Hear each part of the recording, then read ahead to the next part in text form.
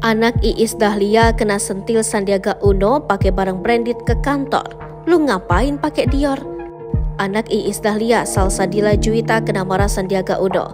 Menteri Pariwisata dan Ekonomi Kreatif ini marah melihat penampilan anak pedangdut tersebut. Salsabila merupakan pegawai di Gcraft di bawah naungan Kementerian Pariwisata dan Ekonomi Kreatif. Sandiaga Uno memarahi Salsabila lantaran memakai produk branded dan mahal. Hal ini terungkap dari pengakuan Iis Dahlia saat menceritakan pengalamannya ditegur Sandiaga Uno pada September 2023 lalu. Iis Dahlia mengungkapkan cerita ketika dirinya memberikan benda-benda mahal kepada putrinya. Tetapi ternyata Salsabila Juwita menempatkan busananya dengan tak sesuai tempat. Salsabila Juwita ternyata pernah ditegur Menparekraf Sandiaga Uno. Kata Iis Dahlia, Salsa yang juga seorang penyanyi kini bekerja menjadi salah satu karyawan di Gcraft, Gerakan Ekonomi Kreatif Nasional.